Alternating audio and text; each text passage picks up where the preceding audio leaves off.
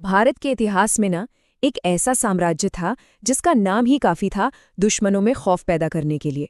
एक ऐसा नाम जिसका मतलब था हाथियों का स्वामी।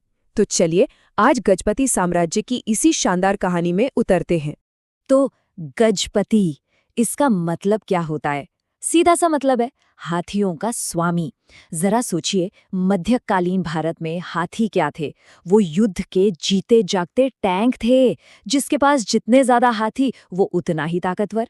तो ये सिर्फ एक टाइटल नहीं था, ये तो शक्ति का, मिलिट्री पावर का एक खुला ऐलान था। तो सवाल उठता है, आखिर कौन थे ये हाथियों के स्वामी? कैसे कैसे एक जनरल ने इतना बड़ा साम्राज्य खड़ा कर दिया?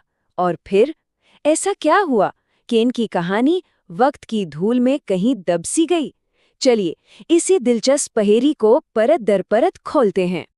तो कौन थे गजपति? देखिए, गजपति साम्राज्य 15वीं और 16वीं शताब्दी के दौरान पूर्वी भारत की एक बहुत बड़ी ताकत थी। ये वो दौर था जब भारत में बड़ी बड़ी सल्तनतें थीं और उनके बीच गजपतियों ने अपनी एक अलग, एक मजबूत पहचान बनाई। और जरा इनके साम्राज्य के फैलाव पर नजर डालिए। अपने पीक पर ये आज के ओडिशा, आंध्र प्रदेश, पश्चिम बंगाल और तेलंगाना इतने बड़े इलाके में फैला हुआ था। मतलब ये कोई छोटा मोटा राज्य नहीं था, ये एक असली महासाम्राज्य था। अब बात करते हैं साम्राज्य के उदय की। कैसे एक सेनापति राजा बना। देखिए, हर बड़े साम्राज्य के पीछे एक जबरदस्त कहानी होती है और गजपतियों की कहानी भी कुछ ऐसी ही है। ये कहानी है एक महत्वाकांक्षी सेनापति की, जिसने एक कमजोर होते राजवंश के खंडरों पर एक नए ताकतवर साम्राज्य की नींव रख दी। कहानी की शुरुआत होती है साल 1434 से। उस समय जो पूर्वी गंगा राजवंश था वो कमजोर पड़ रहा था और उनके ही एक सेनापति कपिलेंद्र देव ने बिल्कुल सही मौका देखा और सत्ता अपने हाथों में ले ली। और इसके ठीक एक साल बाद 1435 में उन्होंने सूर्यवंशी राजवंश की स्थापना की और यहीं से गजपति साम्राज्य का सूरज उगा। कपिलेंद्र देव की महत्वाकांक्षा की सच में कोई सीमा नहीं थी। उनके लीडरशिप में ये साम्राज्य उत्तर में गंगा नदी से लेकर दक्षिण में कावेरी तक फैल गया। जरा सोचकर देखिए, उस जमाने के हिसाब से ये कितना विशाल इलाका रहा होगा। चलिए अब बात करते हैं साम्राज्य के स्वर्णिम काल की, इसके गोल्डन एज की। और इस दौर का क्रेडिट जाता है 3 महान राजाओं को, जिन्होंने न सिर्फ इस साम्राज्य को संभाला बल्कि इसे इसकी बुलंदियों के शिखर पर पहुंचा दिया। तो ये है वो 3 महान शासक। सबसे पहले संस्थापक कपिलेंद्र देव, उनके बाद आए उनके वीर बेटे पुरुषोत्तम देव, जो एक शानदार जीत के लिए जाने जाते हैं, और फिर प्रताप रुद्र देव, जिनके राज में कला और धर्म का एक अद्भुत संगम देखने को मिला। देखिए, कपिलेंद्र देव ने सिर्फ एक साम्राज्य बनाया नहीं, उन्होंने एक मजबूत नींव रखी, एक ऐसी ताकतवर सेना और एक ऐसा बेहतरीन एडमिनिस्ट्रेशन खड़ा किया जो आने वाले कई दशकों तक इस साम्राज्य की रीढ़ की हड्डी बना रहा। अब आते हैं पुरुषोत्तम देव पर, जिनका नाम इतिहास में कांची कावेरी युद्ध के साथ हमेशा के लिए जुड़ गया।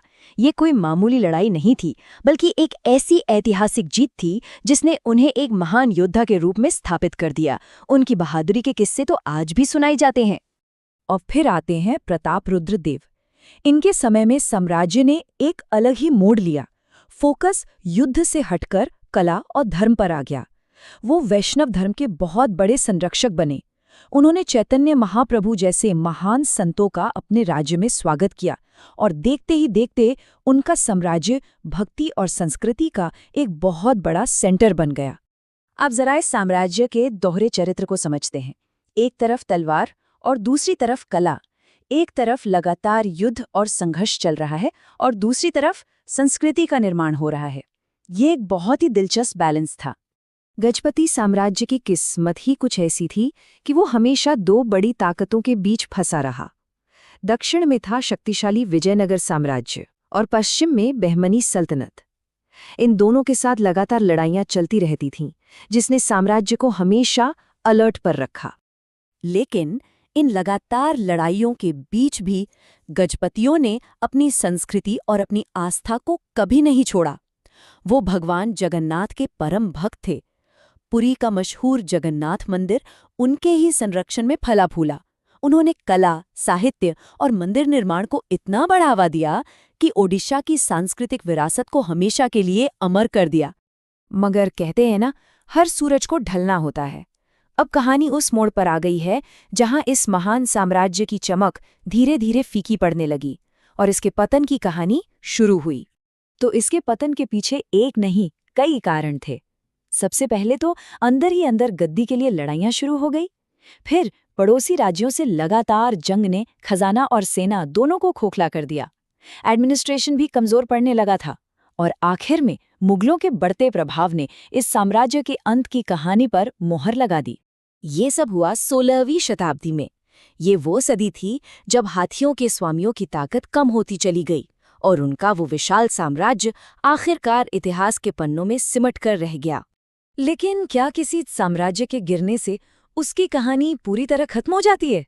नहीं, बिल्कुल नहीं, क्योंकि विरासत हमेशा जिंदा रहती है। तो सवाल ये है कि गजपतियों ने अपने पीछे क्या छोड़ा? गजपति काल को आज भी उड़ीसा के इतिहास का गोल्डन एज यानी स्वर्णिम युग माना जाता है। उनके दौर में कला, संस्कृति और धर्म ने जो ऊंचाइयां छुईं वो कमाल की थीं। और सबसे बड़ी बात, उन्होंने पूर्वी भारत में एक ताकतवर हिंदू साम्राज्य के तौर पर अपनी पहचान बनाई। तो ये तो तय है कि ये ओडिशा के इतिहास का स्वर्ण युग था। लेकिन सोचने वाली बात ये है कि हाथियों के स्वामियों की वो विरासत आज कहाँ है? क्या वो सिर्फ मंदिरों की दीवारों और इतिहास की किताबों में कैद है, या फिर वो आज भी ओडिशा की संस्कृति में, वहाँ के लोगों की पहचान में जिंदा है? इसका जवाब शायद हमें इतिहास और आज दोनों में ढूंढना होगा।